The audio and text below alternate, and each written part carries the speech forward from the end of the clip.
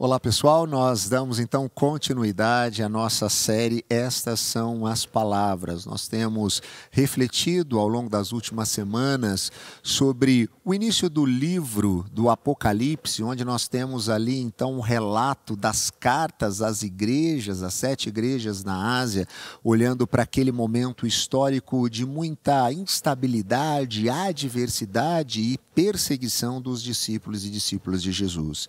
E com cada uma dessas igrejas vivendo momentos difíceis, momentos complicados e sendo direcionada pelo próprio Jesus a viverem de maneira a espelhar e refletir o seu caráter, nós também temos tirado algumas lições para nós nos dias de hoje, onde nós também temos vivido tempos de incertezas, de preocupações, de adversidades em meio a preocupação com a questão da saúde por conta do Covid-19, a preocupação econômica por conta da maneira como as coisas estão hoje, a preocupação em relação ao futuro, a quando as coisas terão alguma flexibilização, quando as coisas irão voltar ao seu eixo, e nesse sentido essas cartas têm nos ajudado a perceber como que nós, enquanto discípulos e discípulas de Jesus, devemos viver o Evangelho de maneira prática todos os dias, em todas e quaisquer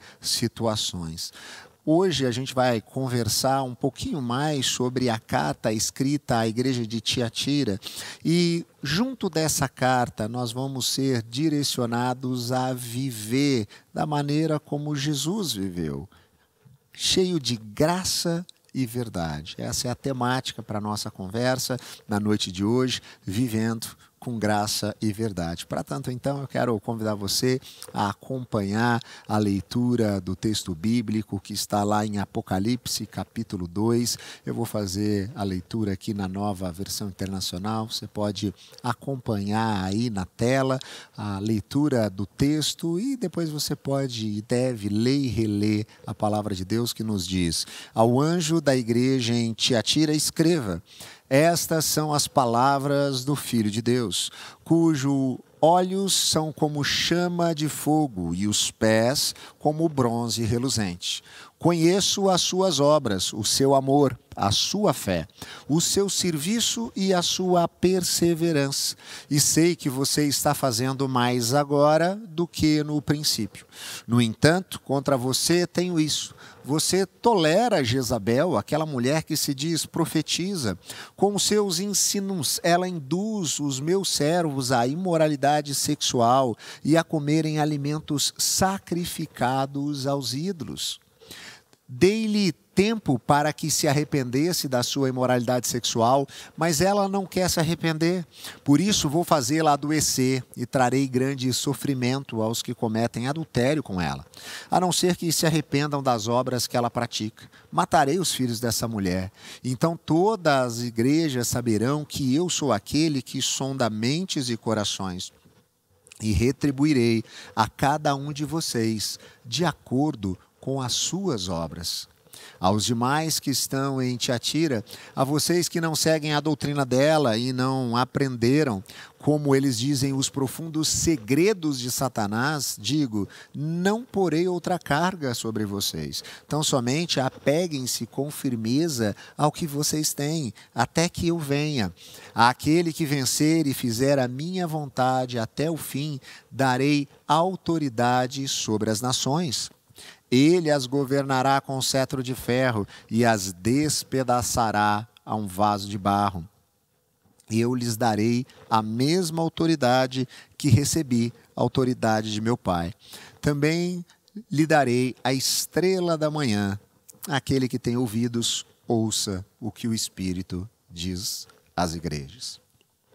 Deus de graça, que a sua palavra venha como espada penetrante ao nosso coração, nos trazendo sabedoria, sensibilidade, discernimento, para compreendermos aquilo que o Senhor quer fazer em nós e através de nós, no nome de Jesus. Amém. Graças a Deus. nós então temos olhado um pouquinho para o contexto histórico de cada uma dessas cidades e para cada uma dessas igrejas. E diferente do que aconteceu nas semanas anteriores, quando nós percebíamos cidades até bem conhecidas por questões políticas ou religiosas, essa que talvez seja a maior carta entre todas essas cartas dirigidas às igrejas da Ásia, ali no primeiro século, Tiatira seja provavelmente a menos importante dessas 7 cidades. Ela não era nenhum centro político ou nenhum grande centro religioso, assim como a gente percebeu com Éfeso, Pérgamo. A importância dessa cidade, ela era em uma perspectiva comercial, afinal de contas ela ficava no caminho por onde se viajava, por onde se passava o correio imperial. Então ela era ali uma rota por onde se passavam grandes caravanas que tinham ali algumas obrigações e funções dentro do Império Romano. Ela também era uma cidade que servia como sede, por ter uma perspectiva tão comercial, para muitos desses núcleos de comércio. Núcleos de comércio de lã, de couro, de linho, bronze. Era um espaço ali onde se encontravam então muitos tintureiros, alfaiates, vendedores de púrpura. Cada um desses núcleos comerciais tinha o seu modus operandi, tinha também a sua perspectiva religiosa, uma vez que essas duas coisas eram completamente interligadas, a sua função, a sua atuação profissional e também a sua espiritualidade. Então, cada núcleo comercial tinha a sua própria divindade particular e titular.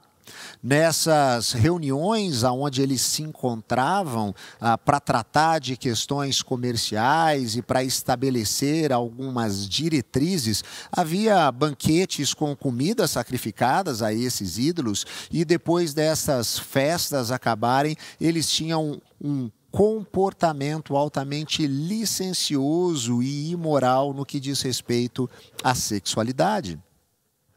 Seria quase que impossível ser um comerciante na cidade de Tiatira nesse tempo sem fazer parte de um desses núcleos comerciais. Não participar, então, dessa roda, não estar com eles, não fazer parte e não ter um relacionamento com esses núcleos, era como um suicídio comercial, impossível de se prosperar, impossível de caminhar, de se ter lucro, de avançar, se não tivesse, então, essa proteção e essa participação dentro desses núcleos. É dentro dessa cultura que nós encontramos, então, a igreja de Tiatira.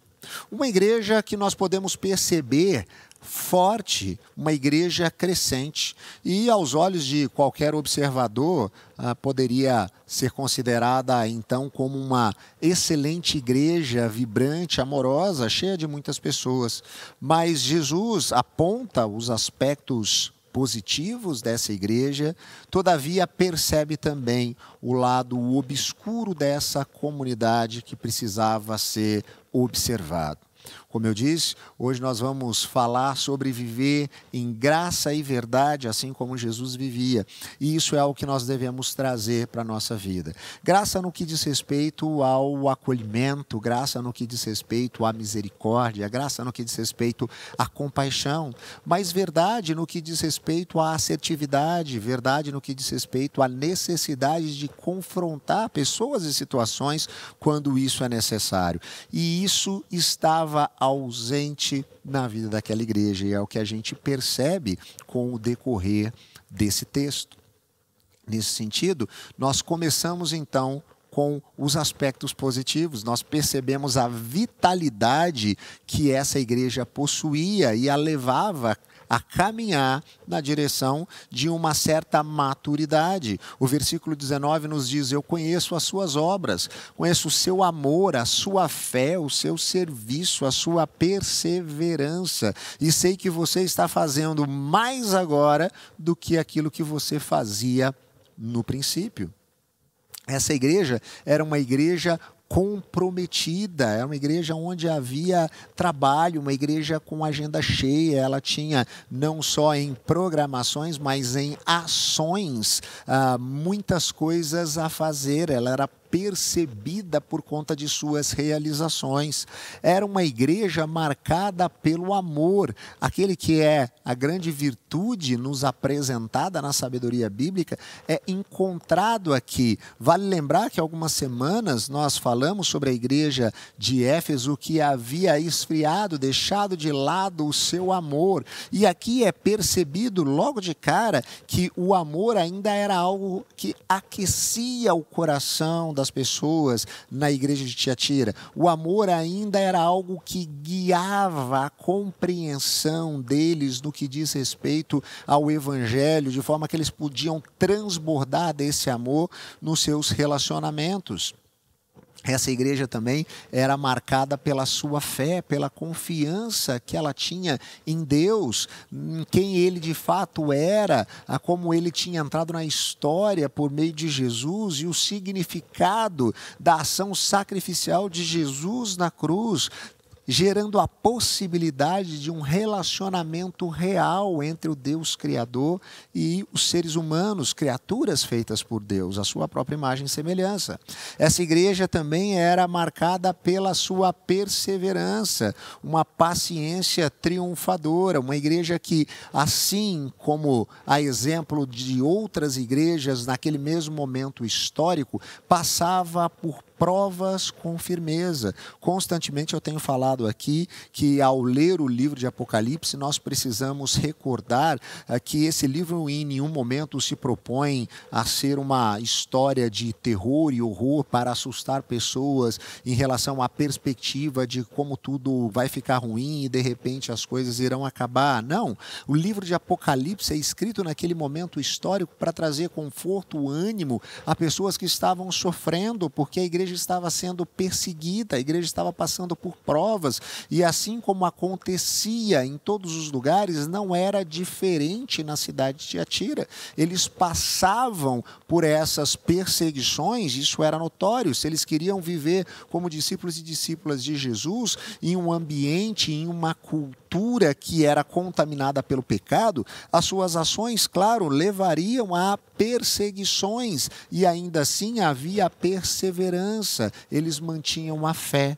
Essa igreja, então, é percebida como uma igreja em um franco progresso, crescimento dentro da sua espiritualidade, dentro até mesmo do seu número de frequentadores, de pessoas. É uma igreja que é percebida fazendo mais agora do que fazia no início. Isso é interessante porque, como nós já falamos sobre uma igreja que deixou o seu primeiro amor, ou seja, no início ela tinha uma prática da sua espiritualidade mais evidente e depois foi se tornando meramente religiosa. O que acontece aqui em Tiatira é o contrário. Ela agora dá sinais de mais força, de mais vitalidade, de crescimento, de desenvolvimento, de progresso.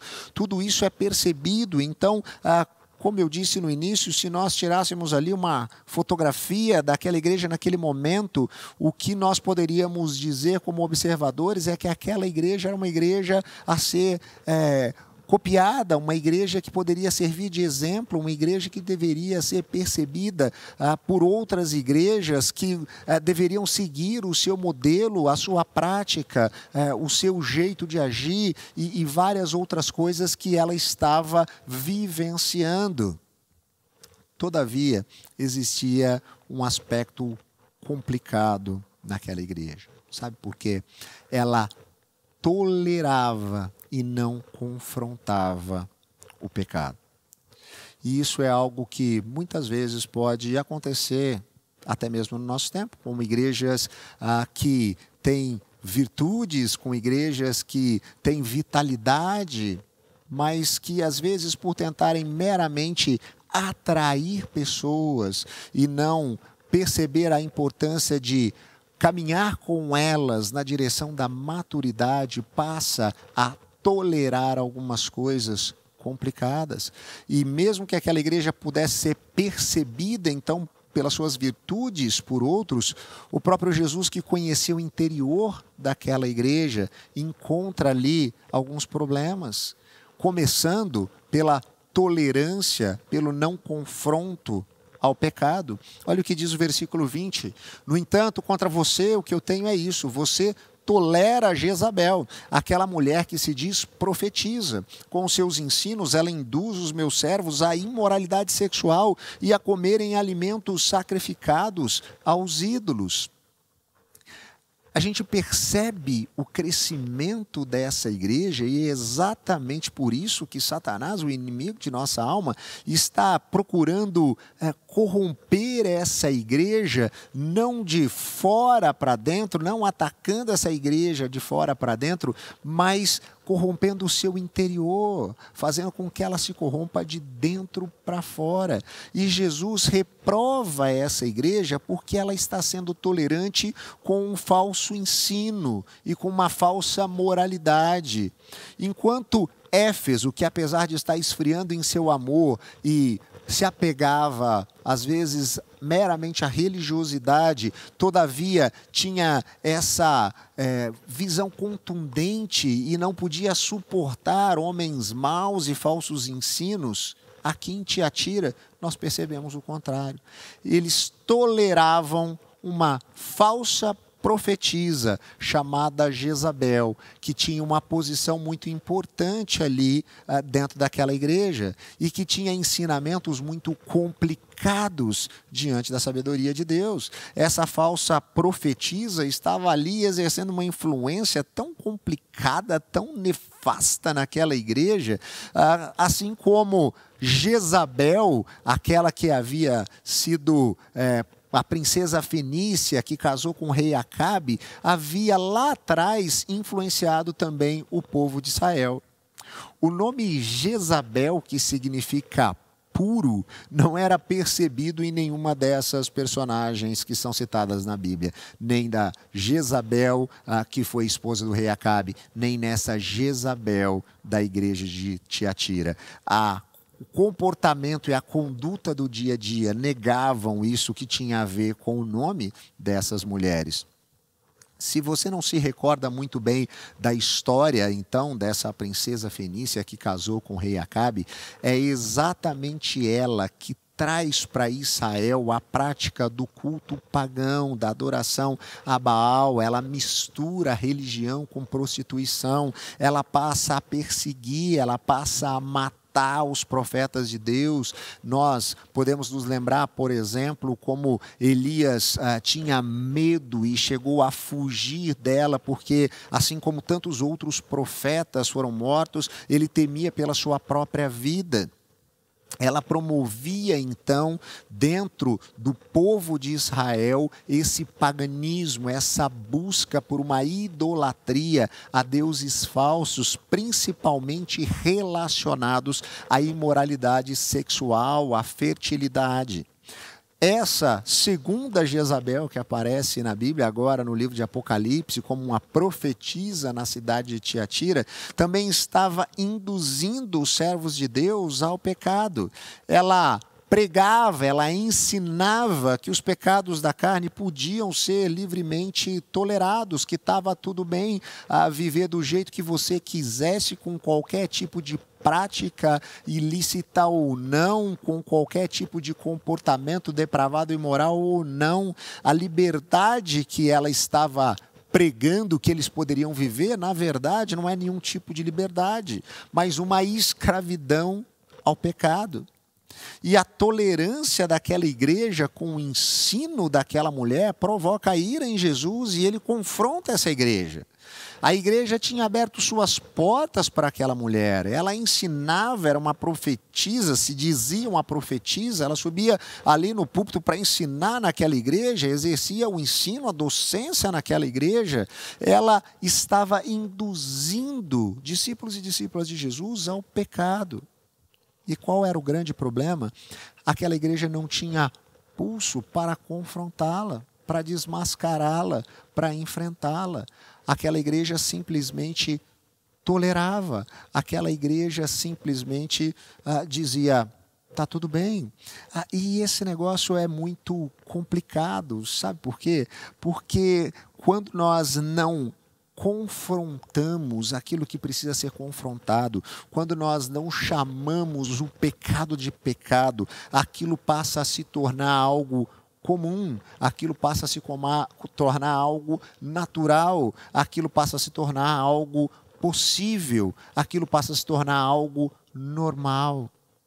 E aquela igreja não podia fazer isso, ela não podia permitir isso, e é por isso que ela está sendo confrontada, é por isso que ela está sendo alertada, porque afinal de contas ela tinha se tornado refém de uma falsa doutrina.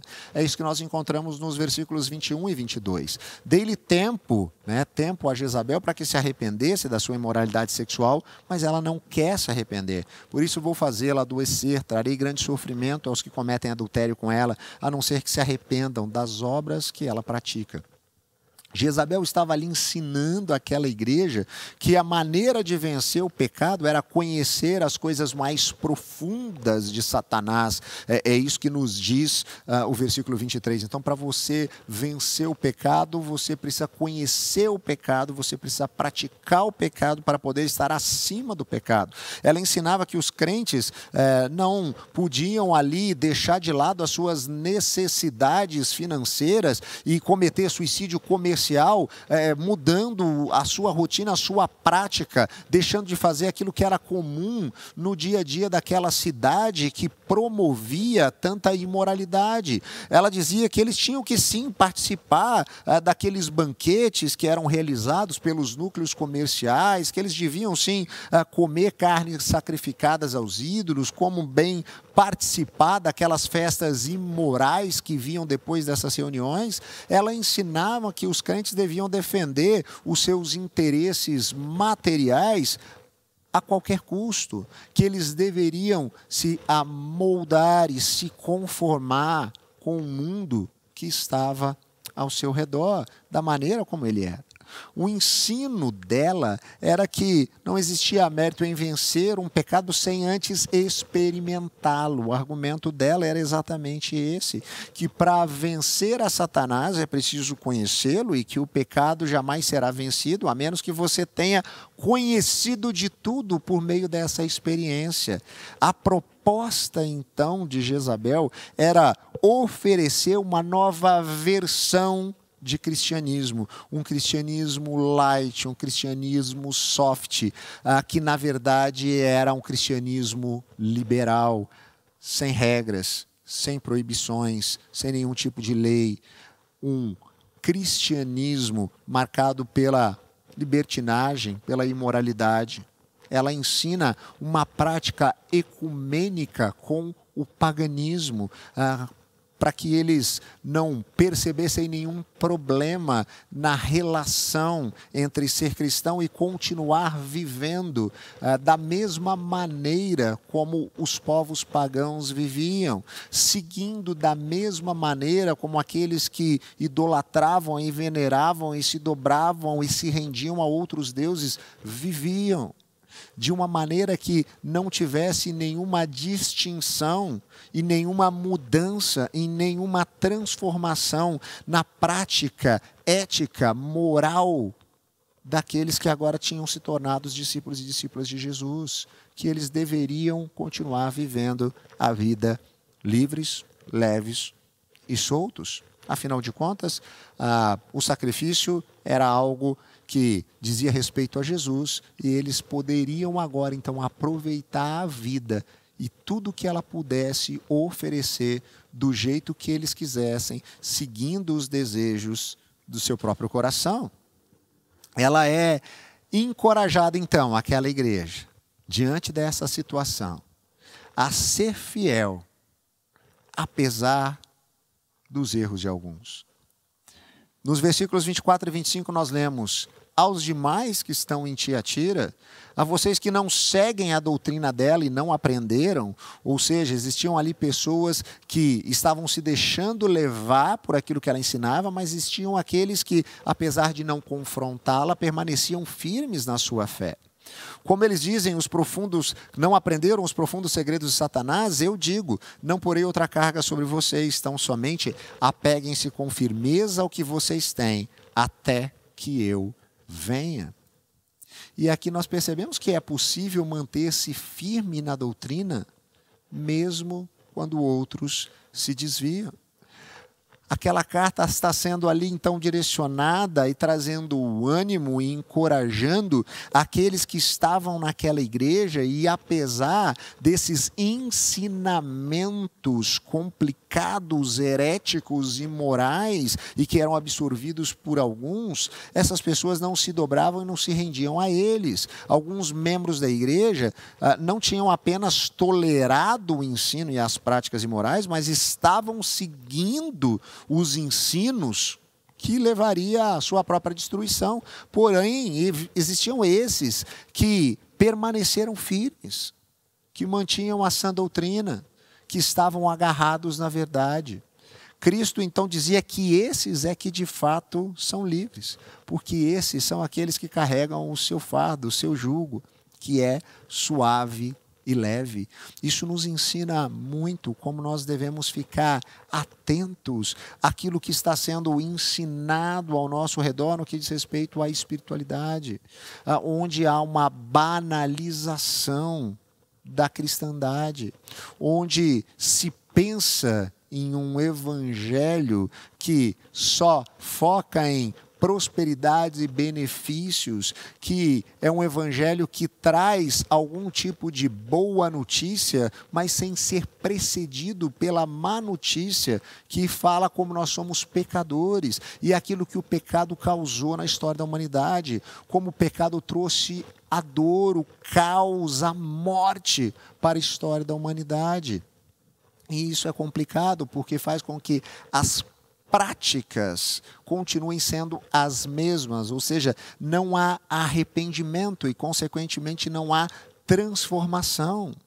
Mas Jesus está nos transformando conforme o seu caráter. Ele está nos conduzindo pela ação do seu Espírito Santo na direção da maturidade, da mudança. Como eu constantemente relembro aqui a fala do jornalista norte-americano Philip Yancey, Deus nos ama muito, por isso Ele nos aceita como nós somos e estamos, mas Ele nos ama demais para permitir que a gente continue da mesma maneira. É por isso que Ele gradativamente vai nos transformando, nos moldando. Nós percebemos então que essa igreja que está sendo encorajada a ser fiel, apesar do erro de algumas pessoas, que é possível manter-se puro, tanto na doutrina, mas também na conduta, mesmo quando outros se corrompem. Não é porque todo mundo está fazendo que eu também vou fazer. Não é porque outros fizeram que eu também devo fazer. Alguns tinham sim se curvado aos ensinos pervertidos de Jezabel e iam aos templos pagãos e iam comer carne sacrificada aos ídolos e participavam daquelas festas cheias de imoralidade, libertinagem, e buscavam conhecer então aquelas que eram as coisas profundas, íntimas de Satanás. E eles se corromperam moralmente. Porém, nessa mesma igreja, haviam aqueles que buscavam refletir o caráter de Cristo. A santidade de vida e de caráter é aquilo que marca uma igreja genuinamente verdadeira, uma igreja que vive em comunhão com Cristo. E isso era percebido também naquela igreja, apesar do comportamento de alguns que haviam cedido àqueles ensinamentos. Existiam aqueles que estavam lutando dia após dia com a ação do Espírito Santo, os auxiliando a vencer o pecado, a combater aquilo que vinha trazer tentação ao seu próprio coração, aquilo que vinha tentar desviar o seu caminho do propósito de Deus para eles. E eles permaneciam firmes e são encorajados nesse momento a permanecerem firmes. E eu acho que esse é um excelente encorajamento para mim e para você nos dias de hoje. Afinal de contas, nós também vivemos em um mundo onde a perversidade, a imoralidade por conta do pecado são uma realidade. E muitas vezes esses tipos de ensinamentos, de práticas, de atitudes, eles também passam a fazer parte da igreja. Eu sempre tenho tomado cuidado para falar com vocês a respeito dessa atenção que nós devemos ter. Nós não devemos nos deixar levar pela religiosidade, nos tornando meramente religiosos que seguem uma conduta moral, mas, por outro lado, nós não podemos nos entregar à licenciosidade, ao desejo do nosso próprio coração. Quando nós compreendemos efetivamente o Evangelho, ele nos impacta, ele constrange o nosso coração, ele nos leva a viver uma vida de maneira diferente, ele nos leva a querer a viver a partir daquilo que são os princípios, os propósitos e os preceitos que Deus estabeleceu para nós na sua palavra. Isso arde o nosso coração, ouvir a respeito do Evangelho, quando Deus nos amou em Cristo Jesus,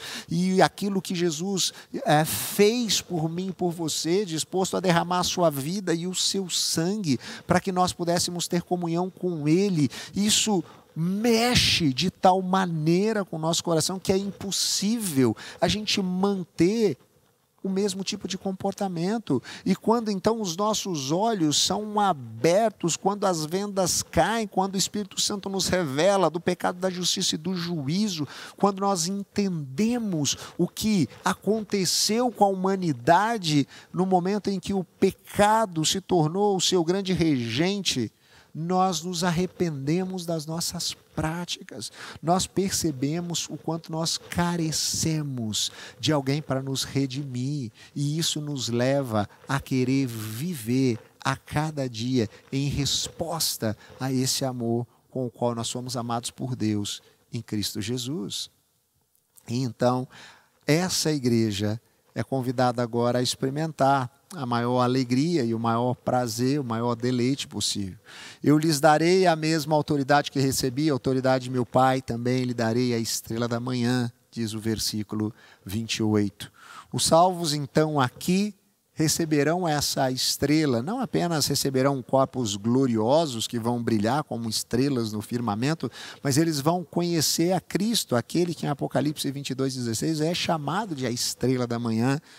Eles vão conhecer a Cristo na sua plenitude, eles vão viver esse relacionamento real que traz o preenchimento para o vazio do nosso coração, porque se o nosso coração anseia pela eternidade, Jesus é aquele que tem palavras de vida eterna, e quando estivermos diante dele e ele estiver enxugado de nossos olhos toda lágrima, nós então viveremos, enfim, de maneira plena, completamente felizes.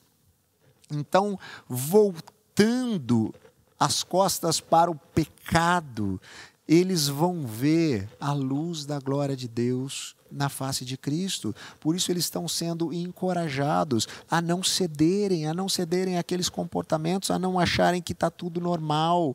O cristão, ele vive na contramão da cultura, por isso que o cristianismo é algo contra a cultura. Nós não cedemos, porque o pecado escraviza, e a palavra de Deus nos traz a verdade, que é Cristo que nos liberta e que faz tudo novo na nossa vida e na nossa história. Aqueles então que renunciaram ao pecado, às vantagens do mundo, às possibilidades que poderiam ser vividas momentaneamente aqui na história, vão viver na glória com Cristo em um completo, eterno, verdadeiro contentamento. Eles enfim encontrarão o verdadeiro deleite, eles enfim viverão o verdadeiro prazer, porque Cristo é a nossa herança, a nossa riqueza, a nossa recompensa, e o nosso verdadeiro prazer e deleite nós só encontraremos nele, e nós poderemos viver esse prazer e esse deleite com ele para sempre na eternidade, porque só Jesus é aquele que satisfaz a nossa alma, só Jesus é aquele que tem resposta para o anseio do nosso coração. Para a gente pensar e refletir um pouquinho a respeito de tudo isso que a gente conversou a partir dessa carta à igreja de Tiatira, você tem combatido o pecado, mas tem deixado o seu coração se orgulhar disso, deixando de ter, às vezes, misericórdia, compaixão com aqueles que ainda carecem de mudança. Você tem se tornado meramente um religioso, orgulhoso, porque você olha simplesmente para suas práticas e você se acha melhor do que os outros?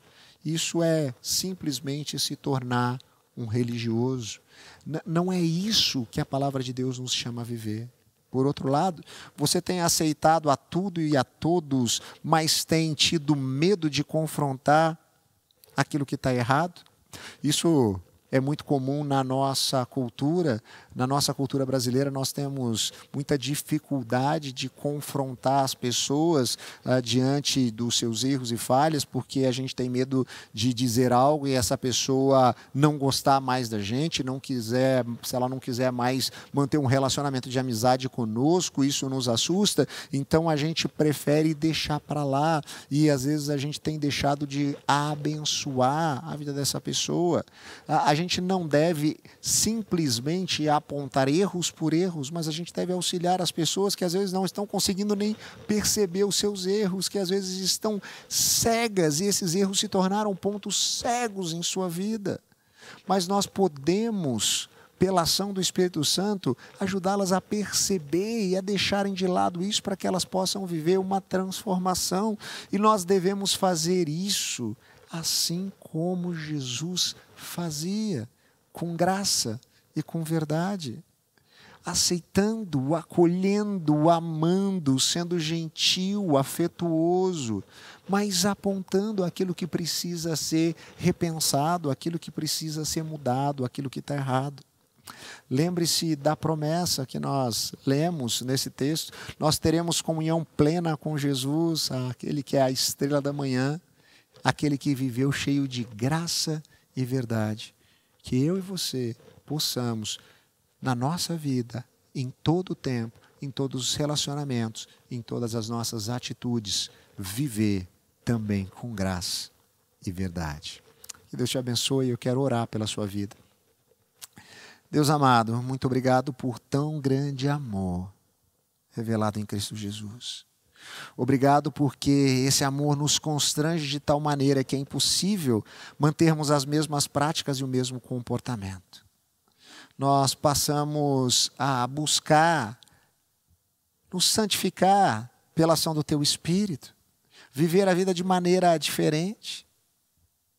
Que o Senhor nos auxilie a refletirmos o caráter de Jesus em tudo aquilo que fizermos. E que aqueles que estão à nossa volta, ao olharem para essa ação que nós temos, possam glorificar ao Seu nome, possam glorificar o nosso Pai que está nos céus. Que a nossa vida possa dessa maneira, ó Pai, transbordar do amor com o qual nós fomos amados. Nós oramos assim, agradecidos, no nome de Jesus. Amém e amém. Graças a Deus.